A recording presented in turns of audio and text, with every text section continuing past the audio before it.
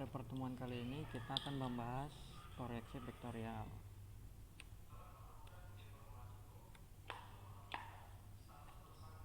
Proyeksi vektorial adalah suatu cara menandakan gambar benda yang mendekati bentuk dan ukuran sebenarnya secara 3 dimensi dengan pandangan tunggal. Nah, maksudnya dengan pandangan tunggal ini kita melihat dengan satu sisi. Proyeksi dibagi menjadi 4 macam. Yang pertama proyeksi isometri, proyeksi dimetri, proyeksi miring, dan juga proyeksi perspektif.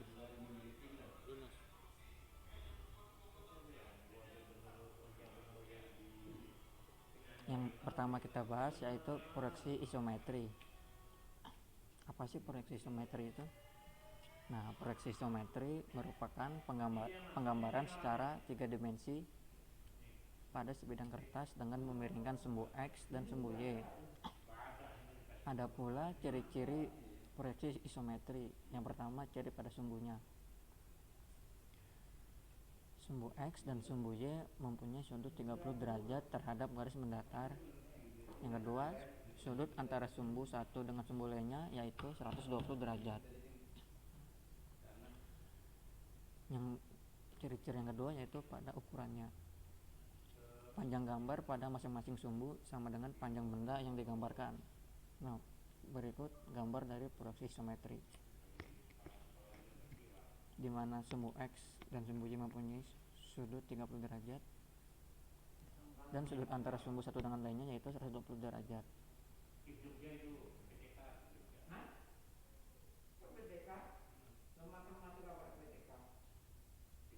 Penyajian proyeksi isometri.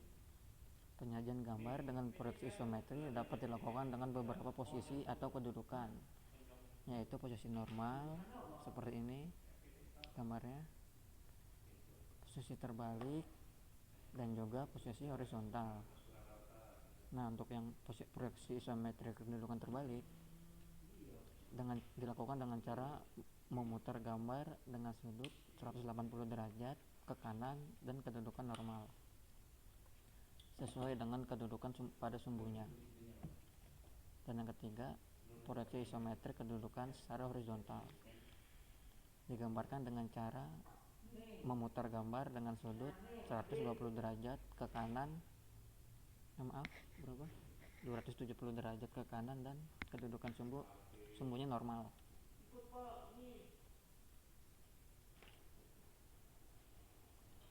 Nah, proyeksi yang kedua yaitu proyeksi dimetri.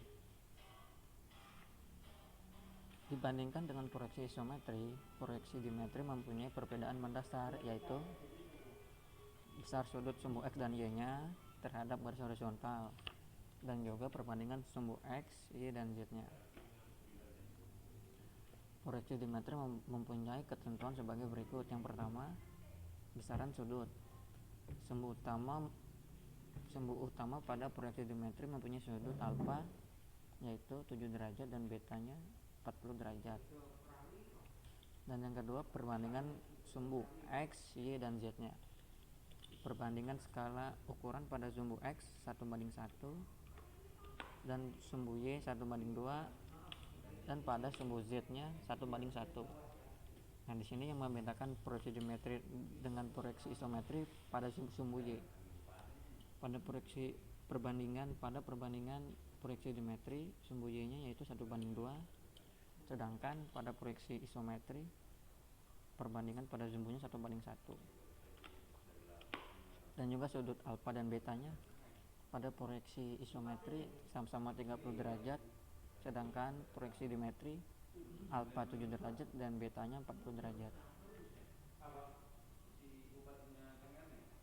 Nah, seperti ini bentuk dari gambar proyeksi proyeksi dimetri.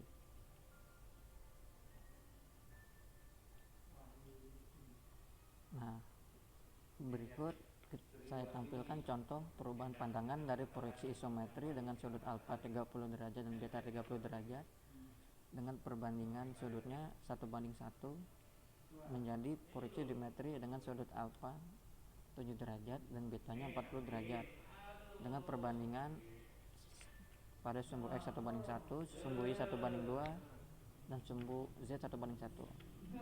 Nah, berikut perbedaannya. Seperti yang sudah dijelaskan tadi, perbedaan pertama yaitu pada sudut alfanya. Jika isometri 30 derajat dan sudut beta 30 derajat, sedangkan proyeksi dimetri sudut alfanya 7 derajat dan betanya 30 derajat. Dan juga skalanya pada sumbu Y. Perbandingan skala pada sumbu isometri 1/1, sedangkan perbandingan sudut pada sumbu Y di proyeksi dimetri 1/2. Selanjutnya yaitu proyeksi miring atau oblik.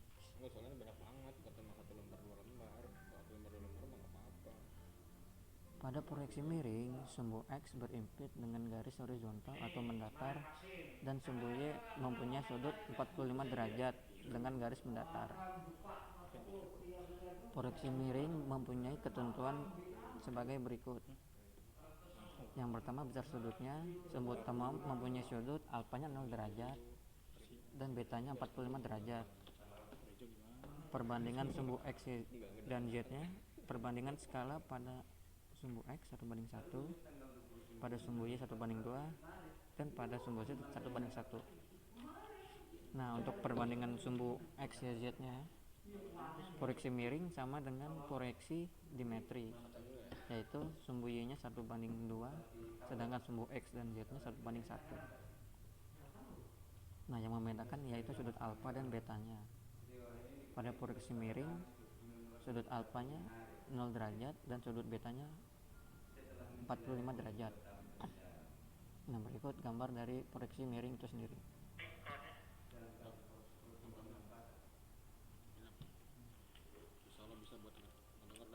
Contoh perubahan proyeksi dimetri dengan sudut alfa 7 derajat dan sudut beta 40 derajat menjadi proyeksi dengan sudut alfa 0 derajat dan sudut beta 45 derajat. Nah, berikut perbedaan antara sudut dimetri, proyeksi dimetri dan proyeksi miring.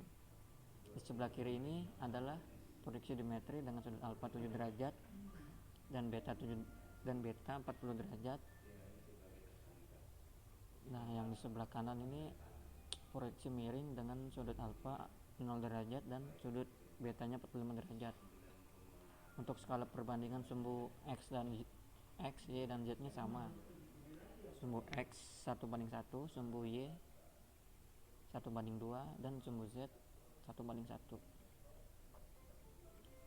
Selanjutnya kita masuk pada, nah, berikut adalah 3 gambar proyeksi yang sudah kita bahas sebelumnya. Ada proyeksi isometri, dimetri, dan oblik atau miring.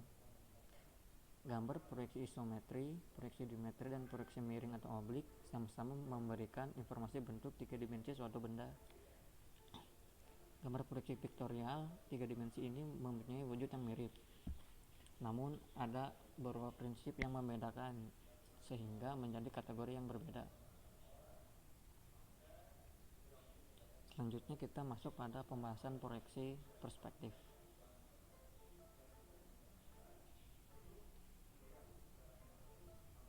Perspektif berasal dari kata perspektif.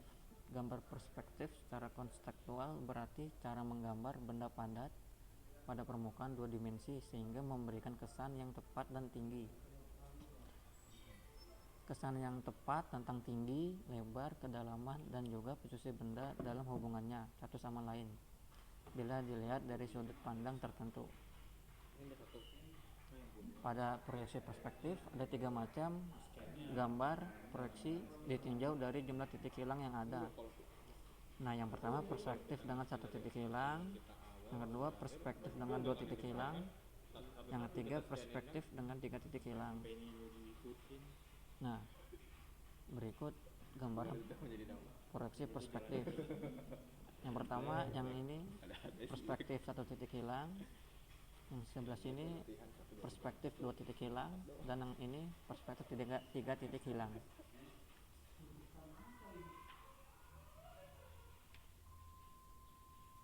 Perspektif dengan 1 titik hilang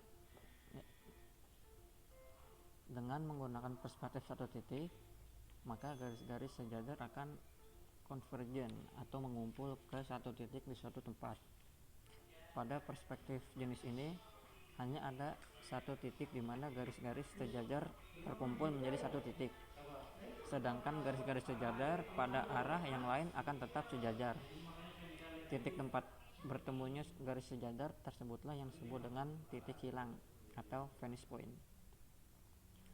Proyeksi ini memberikan kesan kedalaman objek gambar. Pemakaian perspektif jenis ini sangat terbatas karena dikhawatirkan dapat menghamburkan informasi mengenai ukuran benda yang sebenarnya. Untuk yang kecil akan nampak jauh lebih besar dari ukuran yang sebenarnya.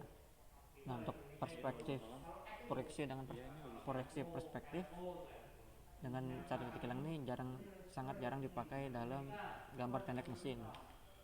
Proyeksi ini sering dipakai pada jurusan teknik sipil, teknik bangunan, dan lain-lain.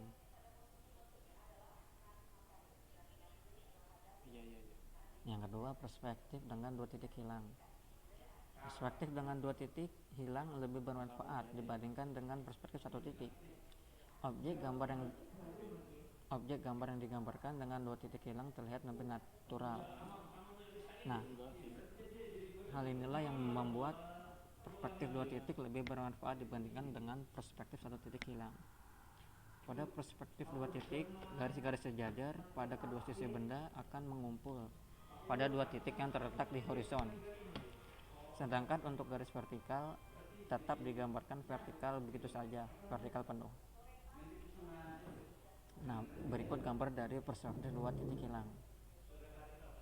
Proyeksi perspektif dengan dua titik hilang ini juga sangat jarang dipakai dalam gambar teknik mesin.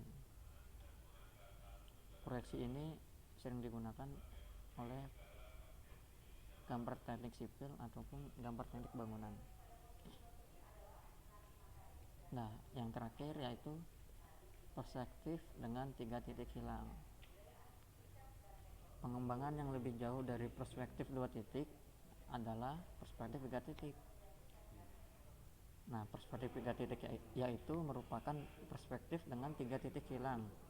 Perspektif tiga titik juga memiliki dua titik hilang di horizon sebagaimana perspektif dua titik. Akan tetapi pada arah vertikal, perspektif ini memiliki satu titik hilang lagi.